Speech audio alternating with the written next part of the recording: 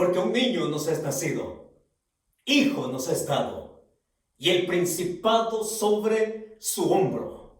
Y se llamará su nombre admirable, consejero, Dios fuerte, Padre eterno, príncipe de paz. Con esa profecía traída de las escrituras antiguo testamentarias, le queremos dar a todos una cordial bienvenida a este primer domingo de diciembre. Sí, es que ya huele a Navidad y lo queremos celebrar. Y queremos venir y juntarnos así, de esta manera, para juntos celebrar la Navidad a la luz de lo que la Escritura nos enseña acerca de ella. Sean todos bienvenidos y para entonces meternos a responder la pregunta ¿qué es la Navidad? En nuestra miniserie del mes de diciembre. Quiero invitarles a que me acompañen, por favor, en esta oración que nos permite prepararnos para llegar juntos al mensaje que el Señor tiene para todos nosotros. Y decimos: Señor, en este momento dispongo mi corazón y mi voluntad para ser oidor y cumplidor de tu palabra en obediencia. Guíame con tu Espíritu Santo para ser transformado a la imagen de tu Hijo. Que así sea. En el Valle Silicon, allá en el norte de California, es una área industrial que se caracteriza por el continuo desarrollo de tecnología avanzada. De hecho, es allí en el Valle Silicon donde 42 radiotelescopios se han instalado y que apuntan hacia el cielo. El telescopio Allen es una nueva y poderosa herramienta usada por una organización llamada SETI, S-E-T-I latina, que significa Instituto para la Investigación de Inteligencia Extraterrestre. Así como lo oye. El Instituto SETI comenzó hace décadas y esta última maravilla tecnológica representa una nueva fase en su búsqueda cósmica de vida extraterrestre. Y es que la gama de estos grandes telescopios sirve para escuchar cuidadosamente el universo. Y la sincronía entre sí es tal que permite que los telescopios lean y graben frecuencias de radio distantes en el universo, con la esperanza de que algo de los cielos indique la presencia de una forma de vida inteligente. Y bueno, aunque la tecnología es nueva, la búsqueda no lo es. Porque a lo largo de la historia, la humanidad ha mirado hacia arriba y se ha preguntado desde lo más hondo, ¿qué hay más allá? ¿Quién podría estar allá? Y entonces nosotros, con ser honestos, siendo honestos, podemos, diríamos, admitir que muchas veces nos encontramos también en ese modo SETI, como una inclinación natural a querer respondernos algo. Puede que no miremos ciertamente a través de telescopios, pero nuestras preguntas nos llevan a buscar. Nos llevan a mirar hacia arriba, nos llevan a mirar hacia afuera, nos llevan a mirar más allá para encontrar algo que nos dé sentido y propósito en nuestra vida aquí y ahora. El Instituto SETI ciertamente ha gastado millones de dólares con la esperanza de que los cielos nos digan algo, pero con seguridad simplemente hemos estado reacios o incapaces de escuchar lo que los cielos han estado gritando todo el tiempo. Esta ocasión es para nosotros oportuna para venir y entonces hacernos una pregunta. ¿Qué es la Navidad? ¿Qué es la Navidad? Porque para muchos viene a ser una temporada ya sin sentido. Para muchos es tal de que se vuelve intrascendente. Al fin y al cabo, Al fin y al cabo, los regalos se pueden dar y recibir en cualquier época. La música se puede escuchar en cualquier momento. La comida puede siempre estar teniendo un buen espacio en nuestro voraz apetito. Pero, ¿qué quedaría de la Navidad si quitáramos todo esto? La pregunta sigue en el aire para usted y para mí. La pregunta está en medio nuestro, entre usted y yo. La pregunta que se mantiene latente es, ¿qué es la Navidad al final de cuentas? Y es esa pregunta que nosotros nos queremos responder, pero nos la queremos responder bien, nos la queremos responder correctamente a la luz de la Biblia, porque la Biblia, como ningún otro libro, nos lleva a que nos respondamos con claridad. Permítame conducirle a que podamos nosotros respondernos qué es la Navidad. Y a la luz de lo que vamos a encontrar en la Escritura hoy, vamos a ver que la Navidad es la voz de Dios dejándose oír desde el cielo con su buena voluntad para que disfrutemos del regalo que Él nos ofrece. Podemos nosotros tener nuestra mirada en el cielo, podemos estar buscando por un lado y por otro y más allá con esa intención honesta de querer respondernos preguntas. Y es en esta ocasión que queremos ir al texto bíblico para que nosotros nos encontremos con la primera respuesta o parte de la amplia respuesta que descubriremos a lo largo de esta miniserie en nuestro mes de diciembre. Es el pasaje de Mateo capítulo 3, versos del 1 al 8.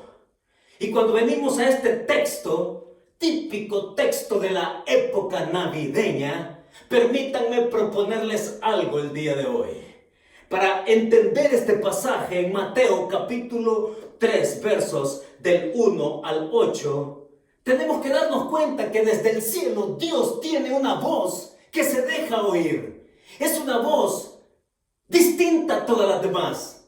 Es una voz que no es ambigua, no es extraña, no es confusa, sino por el contrario, es una voz clara, resonante, vibrante, poderosa y que rompe 400 años de silencio para que Dios desde el cielo, con su mensaje, con su palabra, nos deje oír qué es lo que tiene para usted y para mí. Ahora que nos compenetramos en celebrar la Navidad. En Mateo capítulo 3, versos del 1 al 8, es que Dios quiere saciar esa inclinación natural de respondernos, de buscar, de preguntar y de quedar satisfechos con lo que Él nos propone, con su voz, con su mensaje. Una comunicación verdadera, y por ser verdadera es una voz confiable. Quiero que vayan conmigo allá a Mateo capítulo 3, versos del 1 al 8, por favor. Y en Mateo capítulo 3, versos del 1 al 2, empezamos a descubrir la respuesta que andamos buscando. ¿Qué es la Navidad? Lo tiene a la vista. Mateo 3, 1 y 2. Dice así: en aquellos días vino Juan el Bautista predicando en el desierto de Judea y diciendo: arrepentíos, porque el reino de los cielos se ha acercado. Nos quedamos por un momento estacionados en estos dos versos de Mateo 3, porque encontramos algo que nosotros tenemos que entender de lo que está pasando aquí. Porque entonces podemos entender mejor qué está pasando con nosotros el día de hoy en nuestro entorno. Es que necesitamos comprender qué está sucediendo en este tiempo para que nosotros podamos familiarizarnos con la situación de esta audiencia a quienes Mateo les está escribiendo. Encontramos aquí un primer principio que nos deja Mateo en este primer pasaje. Y lo que estamos encontrando aquí es un llamamiento a escuchar para cambiar tu estado actual. Es un llamamiento a escuchar para cambiar tu estado actual. Ahora prestemos atención a lo que encontramos ahí en esa primera línea del verso 1. Mírenlo por favor. En aquellos días. ¿Qué son aquellos días? Y es interesante encontrar que no solamente Mateo registra este evento, sino también que Marcos, Lucas y Juan, los 4 evangelistas, registran el mismo evento. Y cada uno lo hace con una distinción que agrega y que complementa el evento en su todo. Cuando aquí Mateo dice en aquellos días, nos resulta interesante que es Lucas el que da detalles acerca de estos días mencionados acá en el capítulo 3 de Mateo. Y es allá justamente en Lucas capítulo 3, versos 1 en adelante, donde encontramos esa descripción de aquellos días que Mateo menciona acá. Y allí en Lucas vamos a encontrar, por ejemplo, que él nos va a hablar de estos días, de quiénes eran los que tenían el poder político. Es que Lucas va a ser detallista, como buen historiador. Él va a marcar el registro que detalla el ambiente, el contexto, la panorámica de qué es lo que estaba sucediendo en aquel entonces.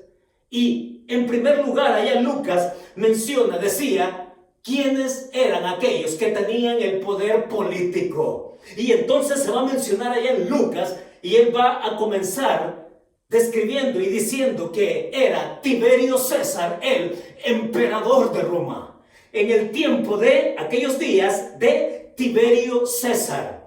Y este Tiberio César era hijo adoptivo de Augusto César. Sí, y también va a mencionar a Poncio Pilato, de ese que también nosotros ya nos suena familiar. Poncio Pilato, que dice allá Lucas, era gobernador de Judea. Un tipo malvado, un tipo que buscaba sacar ventaja, un tipo que malversaba su autoridad, su gobierno como encargado de la provincia de Judea, al punto que fue señalado y fue acusado de malversación de su autoridad y que él tenía que ir a Roma a rendir cuentas. Y cuando sabía lo que se le venía encima, entonces él prefirió el suicidio. Pilato terminó suicidándose. Pero hay algo más en la historia de estos días. Es que se menciona allá a los Herodes, a la dinastía herodiana. Después de que muere Herodes el Grande, entonces sus hijos se reparten su reinado. Y ahí es como se nos menciona en Lucas capítulo 3 que Herodes Antipas era el que gobernó en Galilea. Se nos menciona que Herodes Felipe gobernó en Iturea y Traconine. Y se nos dice también que Herodes Lisanias fue el que gobernó en Abilene, es decir, allá en el oeste de Damasco. Así que nos presenta Lucas estos días que menciona Mateo. Nos los describe para que nos demos cuenta quiénes eran estos que tenían el poder político. Pero no solamente eso, porque Lucas va a abundar más en esta descripción y va a describir, paso siguiente, quiénes eran los que tenían el poder religioso. Y va a mencionar allá a Anás, el que fuera sumo sacerdote. Lo menciona, y aunque Anás no era el sumo sacerdote oficial en este momento, sí lo era Caifás, el otro que se menciona ahí en Lucas. Caifás era el sumo sacerdote oficial en el tiempo en que se están dando estos eventos, y era, por cierto, yerno de Anás. Y estos, poder religioso, eran los que oprimían al pueblo. Eran los que reprimían al pueblo, eran los que le agravaban la vida al pueblo con leyes que eran de su propia invención. De manera que los hilos, tanto políticos, los hilos políticos y religiosos eran manejados por Roma. Por cierto, quienes ponían y autorizaban al sumo sacerdote era el Imperio Romano. Así era la cosa. Así era el matrimonio político-religioso desde entonces. Y es esa descripción que Lucas hace. Y en medio de esa realidad política opresora, en medio de esa realidad religiosa represiva, en medio de esa realidad que a nadie podía satisfacer, una realidad de la cual cada uno buscaba la manera de huir, la manera de aislarse o, en el peor de los casos también, ni modo, resignarse. Como que describe mucho de nuestro tiempo, ¿no? Pero nos quedaríamos cortos si nos quedamos hasta acá. Porque había algo más en este tiempo que comienza diciendo Mateo aquí: en aquellos días. Sucede que muchos también dentro del mismo pueblo de Israel se levantaban como pseudo mesías. Se autoproclamaban mesías. Y de pronto estos también jalaban y convertían a gente como sus prosélitos. Las multitudes los seguían. De manera que cuando nosotros hablamos de lo que ocurría en estos días, era la pretensión de aquellos pseudo mesías. Y por cierto, después de la muerte de Herodes también, inmediatamente surgen varios que reclamaban ser predicadores mesiánicos. Por ejemplo, allá en Perea apareció un tal Simón que arrastró a toda una multitud. Allá en Judea emergió otro llamado Atronges que llevó tras de sí mucha multitud. ¿Y qué decir de Galilea? Allá en el norte de Israel también surgieron otros dos con el nombre de Judas que arrastraron a mucha gente. Y estos eran los tiempos que se estaban viviendo en este momento, cuando Mateo dice en aquellos días. Y mis hermanos, era un tiempo lamentable, un tiempo de caos, un tiempo de ambigüedades y de muchas voces oyéndose, de muchas voces que eran cínicas pretendiendo ser el Mesías. Pero cuando nosotros venimos acá, es por eso que Mateo lo simplifica y Lucas da detalles abundantes.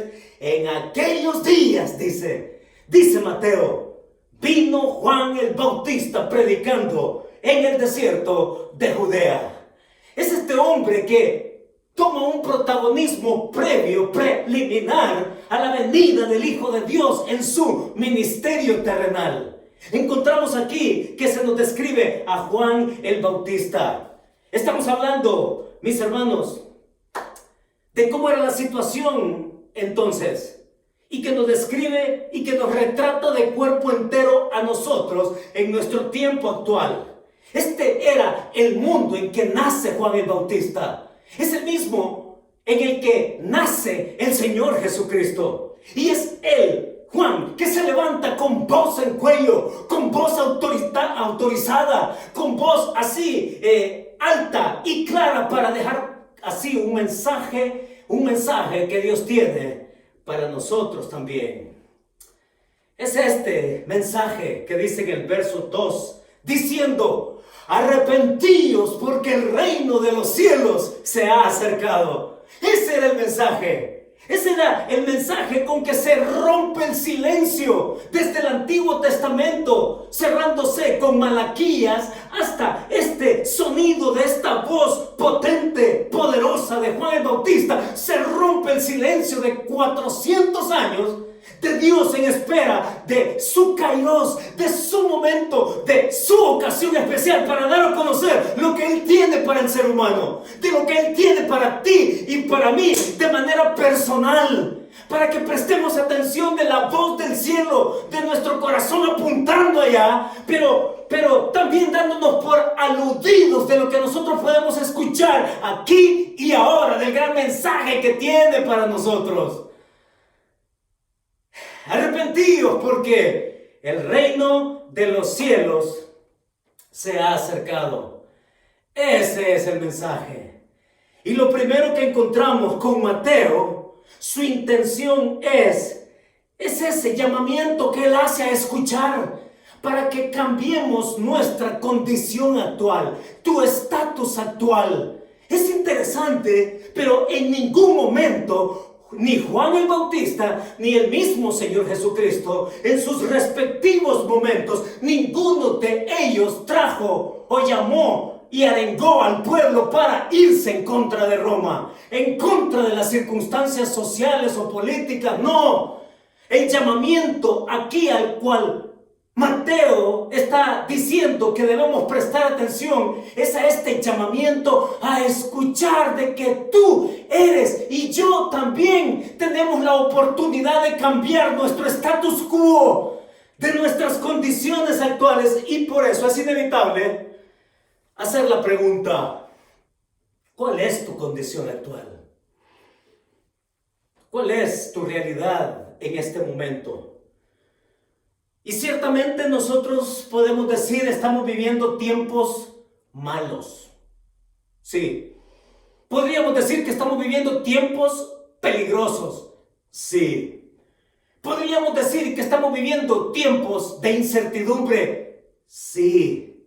Podríamos decir de que no hay respuesta por ningún lado que nos satisfaga, y la respuesta es no. ¿Por qué? Porque tenemos una respuesta en la Escritura. Es aquí donde el escritor nos lleva a captar nuestra atención. Porque al llamar nuestra atención, al hacernos este llamamiento a escuchar de que sí es posible, no que cambies tus circunstancias, no que cambies las estructuras sociales o del gobierno, no, el llamamiento aquí es tal cual Juan el Bautista lo dice: arrepentíos porque el reino de los cielos se ha acercado. Prestémosle atención a la palabra arrepentíos. Es la palabra metanoeo. No es un asunto de sentimientos, no es un asunto sentimental, es un asunto de pensar, de darme cuenta que sí hay una respuesta, de darme cuenta que sí puedo cambiar mi manera de pensar, de darme cuenta que en mi pasado y ahora en mi presente puedo tener un nuevo camino que descubrir. Y cuando Mateo dice, registrando el mensaje de Juan, arrepentíos, que tú tengas un cambio a partir de hoy al llamamiento que Dios te hace para que cambies tu manera de pensar. Y no es un asunto que tenga que ver solamente con conocimiento, la mente. No, es un asunto que te lleva a conocer que Dios se te da y se te entrega en la persona de su Hijo Jesucristo. Esa es la Navidad. La Navidad es escuchar la voz de Dios a través de su Hijo encarnado. Y por eso es que Juan va a decir: y aquel verbo fue hecho carne y habitó entre nosotros. Y vimos su gloria, gloria como la del unigénito Hijo de Dios. Se trata de escuchar la voz de Dios en su Hijo Jesucristo. Y que al escuchar ese llamamiento de lo que Él ofrece, entonces nosotros podemos tener la oportunidad de cambiar nuestro estado, nuestra condición personal. Muchos por eso han llegado al punto de la desesperación. ¿Qué es la desesperación? La desesperación es esa pérdida total de la esperanza. Esa pérdida total, alteración extrema por la impotencia que no nos puede llevar a cambiar algo. Y ciertamente usted se siente quizás como yo, así, frustrado, impotente, porque no soy capaz de cambiar estructuras sociales, políticas. Pero no es a eso a lo que nos ha llamado el Señor. Sí, a hacer luz delante de ellos, pero el pasaje a lo que nos lleva es que nosotros podamos oír esa voz, que sí puede cambiar nuestro estado actual. Es Dios quien quiere tratar de manera personal contigo y conmigo para que nuestra vida camine de una manera distinta.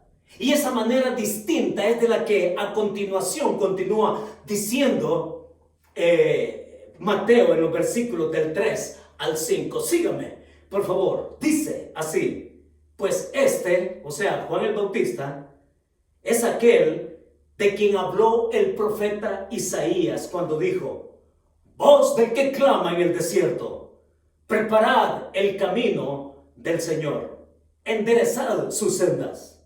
Y Juan estaba vestido de pelo de camello y tenía un cinto de cuero alrededor de sus lomos, y su comida era langostas y miel silvestre. Y salía a él Jerusalén y toda Judea y toda la provincia de alrededor del Jordán. Quedémonos ahí. ¿Qué es lo que está pasando ahora? No solamente se trata de un llamamiento a escuchar de que tú puedes cambiar tu condición actual. Y tu condición actual, seamos honestos todos, es de ser pecadores. Y esa condición actual es posible cambiarla. No por circunstancias externas, sino por una disposición de tu corazón a decir al Señor: sí, Señor, yo soy pecador y yo quiero que tú me cambies. Ni siquiera está en nuestro poder hacerlo. Es Dios quien sí puede cambiar nuestra vida, darnos una manera distinta de pensar y llevarnos por la vida que Él quiere que tengamos, con sentido y con propósito, que es algo de lo que el ser humano de manera natural siempre ha estado buscando: sentido, propósito en la vida. El versículo del 3 al 5 nos ofrece este otro principio. Es un llamamiento a comenzar una espiritualidad distinta, está diciendo aquí Mateo. Sí, con el mensaje de Juan es un llamamiento a tener, experimentar, comenzar una espiritualidad distinta.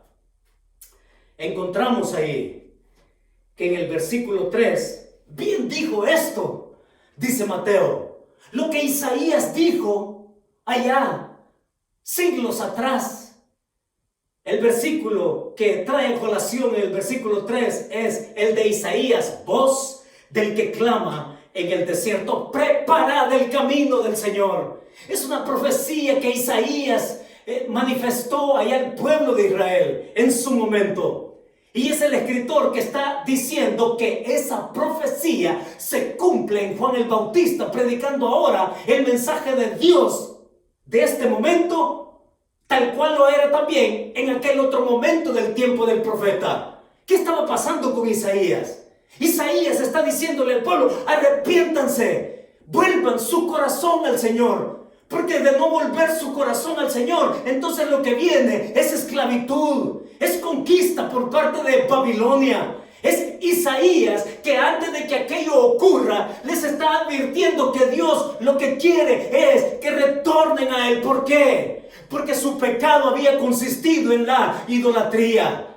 Los reyes se habían pervertido, habían ido tras dioses paganos. Y es Dios que a través del profeta Isaías les dice que vuelvan a Él. No que vuelvan a Siria, no que vuelvan a Egipto, no que busquen protección ni con el uno ni con el otro. ¿Por qué? Porque si buscan a estas naciones y no al Señor, si no confían en Él y si no se apartan de su pecado, entonces lo que viene es condenación. Entiéndase condenación como esclavitud por parte de Babilonia. Ese es el contexto de la llamada por la cual aquí Mateo registra aquella profecía y que está aquí plasmada en el verso 3. Y Juan dice: estaba vestido de pelo de camello, tenía un cinto de cuero. Y usted se preguntará: bueno, ¿y qué con nosotros de que este hombre se vista de esa manera? Es un hombre que nos deja ver lo sencillo que siempre ha sido el mensaje con que Dios quiere salvarnos. Parte hasta de la misma sencillez del hombre. Juan el Bautista, un hombre rústico del desierto, un hombre silvestre, un hombre rural, pero un hombre que se levanta, y este trae fuego en el corazón, y este trae llamas ardientes en su alma y en su espíritu, y con vehemencia él quiere que el pueblo le escuche, porque oigan, este hombre de nuevo es el que rompe el silencio de 400 años de lo que Dios había dicho allá en Malaquías. Y en Malaquías allá el profeta dijo: he aquí, mi mensajero irá delante de vosotros. delante de ti, refiriéndose al Mesías. Y es acá donde encontramos esa riqueza del cumplimiento en la vida de Juan. Es la sencillez de este hombre, pero la palabra poderosa de su mensaje, la que trae a colación y que nos dice que sí, es posible escuchar y es posible cambiar nuestro status quo y es posible cambiar nuestra condición actual si es que nosotros venimos y, como lo dicen acá estos versos del 3 al 5, tener la oportunidad de una relación que nos lleve a una espiritualidad distinta. Sí, eso es lo que Juan nos dice. Eso es lo que Juan con su corazón nos quiere mostrar. Y es que nos lleva él a decir que nosotros podemos prevenirnos de una condenación también. Que podemos nosotros estar en la línea de la intención que Dios tiene con usted y conmigo. La intención de Dios es que no vayas a una esclavitud en el caso del pueblo de Israel, en el tiempo de Isaías. Mi intención, dice Dios a través de Juan, es que tú no vengas a una condenación eterna, que escuches el mensaje que yo tengo para ti. Es por eso que el Hijo viene a continuación a decir también y a continuar el mensaje que Juan el Bautista está dando acá. No, Dios no quiere condenación para ti.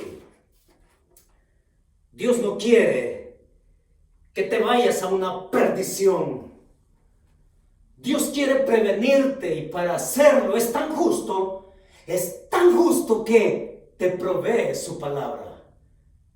Su palabra humanada, su propio Hijo Jesucristo. Es ese mensaje que anticipa Juan y que dice que venían de todas partes. Y luego vamos a encontrar el siguiente principio en los versículos del 6 al 8. Note lo que dice el verso 6 al 8. Y eran bautizados por él en el Jordán, confesando sus pecados. Al ver él que muchos de los fariseos y de los saduceos venían a su bautismo, les decía: generación de víboras, ¿quién os enseñó a huir de la ira venidera? Haced pues frutos dignos de arrepentimiento. Es interesante, hermanos, pero cuando vemos esto, es el hombre que está dándoles a conocer otro principio que nosotros tenemos que marcar en esta época de Navidad para respondernos qué es la Navidad al final de cuentas. El principio que nos deja acá es un llamamiento a recibir la paz de Dios. Cuando nosotros vamos a los registros de los otros escritores bíblicos, encontramos que el mismo Señor, ahí en Mateo capítulo 11, hablando de Juan el Bautista, él va a preguntar, ¿no? Después de que Juan le manda unos mensajeros, Juan ya está en la cárcel, le manda unos mensajeros a que pregunten si es él el que había de venir o si que era necesario esperar a otro. Jesús le manda una respuesta y les dice: mándenle a decir a Juan que los cojos caminan, que los ciegos ven, que los sordos oyen, que los muertos son resucitados. Son todas las señales mesiánicas con que Cristo está inaugurando su ministerio terrenal, su mensaje salvífico. Y estos se van y luego se queda Jesús con la multitud y les pregunta: ¿qué salisteis a ver al desierto? ¿Qué salisteis a ver al desierto? ¿A una caña movida por el viento? ¿Qué salisteis a ver al desierto? ¿A un hombre vestido con túnicas reales? ¿Qué salisteis a ver al desierto? Les pregunta 3 veces. El Señor pregunta: ¿qué salisteis a ver al desierto? Y no fuisteis a ver a una caña débil. No fuisteis a ver a un hombre vestido elegantemente como se visten en los palacios. Fuiste a ver a un hombre rústico, rural, quizás con apariencia grotesca. ¿Qué saliste a ver? Saliste, dice el Señor allá, a oír y a ver a un profeta, y más que profeta, dice el Señor. Porque este Juan no solamente fue el que introdujo, el que habló, el que anticipó al Señor Jesucristo, sino el que lo introdujo personalmente, siendo él la respuesta de Dios para el ser humano. Esa es la grandeza de Juan como profeta, distinto a los demás profetas, que solamente hablaron y anticiparon del Señor. Este no solamente rompe el silencio, no solamente lo convierte en su precursor, sino que lo introduce personalmente a la escena salvífica que todos estábamos esperando. Ese es el llamamiento. Son 3 llamamientos que nos hace la Navidad ahora que la celebramos. Una, a darme cuenta que yo sí puedo cambiar mi condición actual. Soy pecador, necesito el perdón de Dios, y es por eso que Él nos da su mensaje, nos da su voz, nos da su Hijo, y nos hace un llamamiento para que nosotros tengamos una espiritualidad distinta en relación con Dios a través del Señor Jesucristo. Y lo tercero que estos versos nos dicen acá es que es un llamamiento a recibir la paz que solo el Señor da. Es la paz de Dios para nosotros. Es la paz que Él se ha reservado. Y miren, es interesante, pero cuando nosotros vamos a Lucas capítulo 1, es el pasaje donde se habla de los padres de Juan el Bautista, de Zacarías y de Elizabeth. Se lo resumo, porque allá usted recuerda que estos también ya eran ancianos, eran de la línea sacerdotal. Se le aparece un ángel a Zacarías diciéndole que Dios ha escuchado su petición, que va a tener un hijo, y Zacarías de pronto, dame una señal. Con incredulidad le pregunta, dame una señal.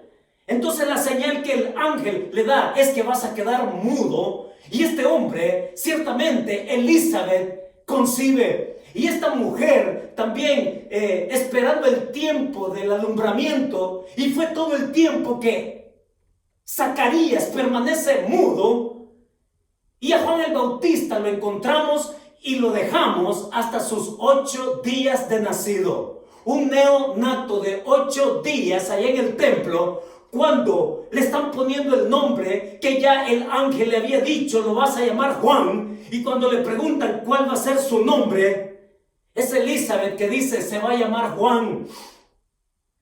Y le preguntan ahí, bueno, pero ¿por qué Juan si no hay nadie en tu familia que se llame así? Y vuelven a ver a Zacarías, porque el que ponía el nombre en la cultura judía era el padre. Y vuelven a ver a Zacarías, aún mudo, y él hace señas que sí, que se va a llamar Juan. Juan significa Dios nos favorece. Es ese niño que va a ser bautizado, recordando el Dios de gracia que se quiere manifestar al ser humano. Y cuando Juan el Bautista lo dejamos ahí hasta sus 8 días de nacido, dice que Zacarías, su papá, levanta un cántico. Este hombre habla por fin después de 9 meses, habla. Y al comenzar a hablar, lo que da es una alabanza exaltando al Dios eterno, que dice que se ha levantado un Salvador de la casa de David, y habla del Mesías, y habla que es Salvador, y que Él perdona, y que Él atrae a su pueblo hacia sí. Habla del Mesías, y después va a hablar de su propio Hijo, y le va a decir, y tú, niño, profeta del Altísimo será llamado, para conducir al pueblo en los caminos del Señor, para mostrarles. Y esta es la gran respuesta de la Navidad, para conducirnos por caminos de paz. ¿Quién no necesita paz? Y oigan, hagámosle una corrección al diccionario Larousse, a la Real Academia, hagámosle una corrección en el concepto que tiene de lo que es paz. Porque si usted va a los diccionarios, paz, el concepto o la explicación o la definición que da es ausencia de conflicto. Y cuanto más lo leo, menos me convenzo de que sea así. Porque la paz no es ausencia de conflicto. Porque podríamos estar pensando en el conflicto armado. No es ausencia de conflicto. Tenemos otra clase de conflicto. Tenemos conflictos económicos. Tenemos conflictos sociales. Tenemos conflictos raciales. Tenemos conflictos diplomáticos. Tenemos conflictos comerciales. Tenemos conflictos familiares. Tenemos conflictos personales. Es que estamos rodeados en una tremenda guerra de conflictos. No, paz no es ausencia de conflicto. ¿Qué es la paz entonces? La paz es lo que Dios nos ofrece en su propio Hijo, porque la paz es espiritual. Aun cuando las circunstancias, oigan, Juan, el mismo Jesús, sus seguidores supieron tener paz espiritual, aun cuando Tiberio seguía siendo el gobernador o el emperador romano. Seguían teniendo paz aun cuando Pilato seguía siendo el gobernador. Seguían teniendo paz aun cuando las circunstancias a su alrededor eran complicadas. Es que la paz no es ausencia de conflicto. La paz es un fruto del Espíritu de Dios cuando vienes a una relación personal con Él. Pero ¿sabe qué es lo contradictorio de todo esto? Es que la gente anda buscando paz, anda buscando sosiego, anda buscando confort en su alma, pero cuando se le ofrece, se niega a recibirlo. Recientemente, con esto de la pandemia, desde el principio, desde el principio la gente ha estado preguntándose ¿y cuándo va a salir la vacuna? Todo el mundo ha estado pendiente de lo que dicen los laboratorios alrededor del mundo y han estado a la expectativa de necesitamos una vacuna y queremos la vacuna y todo el mundo preguntando por la vacuna y echándole la culpa a los gobiernos porque no son diligentes en el manejo de obtenerla y apresurando los procesos para tener la vacuna. Y miren, ¿sabe qué es lo contradictorio del ser humano? Hombre, hasta nos volvemos risibles porque ahora que la vacuna han transcurrido los meses con esta pandemia y que los laboratorios han estado trabajando en ello y que la vacuna en algunos casos, países ya se está distribuyendo. Oigan, es tan contradictorio el ser humano que aquellos que han estado esperando la mentada y la mentada vacuna, ahora dicen, yo no me la pongo. No, es que yo la estaba esperando para que se la pusieran otros, no yo. Así somos de contradictorios. Esto es así en nuestra vida diaria. Ahora imagínense lo contradictorio que somos con Dios. Estamos buscando, alzando nuestra mirada al cielo de algo que nos traiga sentido y propósito a nuestra vida. Es Dios quien se manifiesta en su propio Hijo, se identifica con nosotros, nos da su mensaje verdadero, confiable, creíble. Y cuando Él viene y nos ofrece su paz, nosotros decimos, no la quiero. No querer la paz de Dios es continuar en tus conflictos y peor aún es terminar en una condenación que Él no quiere que tú tengas. Dios no quiere tu condenación. Es por eso que nos mandó a su Hijo a nacer en Belén de Judea. Es por eso que el Hijo viene a iluminar nuestra oscuridad, a darnos sentido en nuestra vida y que en ese llamamiento a escuchar, en ese llamamiento a recibir y tener una espiritualidad distinta, nosotros podamos tener también la paz que es posible solamente si lo tomamos. La pregunta es, ¿qué es la Navidad? Y la respuesta que el pasaje nos da es que la Navidad es un llamado a escuchar la voz de Dios. En medio de nuestras circunstancias, para cambiar nuestro estado personal. Ni siquiera es para pensar que el otro tiene que cambiar. No, tú primero. Para cambiar tu estado, mi estado personal. Y tener una espiritualidad distinta que nos dé la verdadera paz que solamente el príncipe de paz puede dar. ¿Cuál es la verdad que nos quedamos en casa? La verdad que nos quedamos en casa es esta. La paz de Dios se obtiene al escuchar su voz, con que somos llamados al arrepentimiento.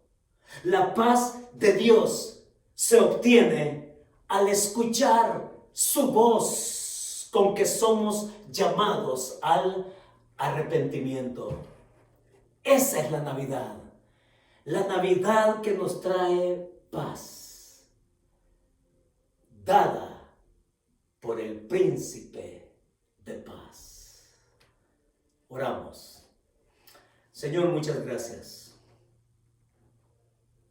porque hemos comenzado a descubrir aún más a tu Hijo, al que nos ha dado, Señor, para creerlo, para recibirlo, para vivirlo, para tener una espiritualidad que tú anhelas, Señor. Tú quieres tratar con nosotros personalmente y que cada uno sepa responderte, Señor, y que la Navidad sea una Navidad con significado, con el gran deseo tuyo que te conozcamos en tu Hijo. Muchas gracias, Señor, porque nos has dado al príncipe de paz. Esa paz que necesitamos, que queremos, que anhelamos. Gracias por hacernos ese llamado al arrepentimiento. Yo oro para que los que escuchan, Señor, vengan a una relación íntima y personal contigo a través de Jesucristo. Muchas gracias, Señor, por bendecirnos de esa manera, por el gran regalo que nos ha dado en Él. Con gratitud lo tomamos y con gratitud lo celebramos. Así te lo pedimos, en el nombre del Señor Jesucristo. Amén y amén. Mis hermanos, que Dios nos bendiga.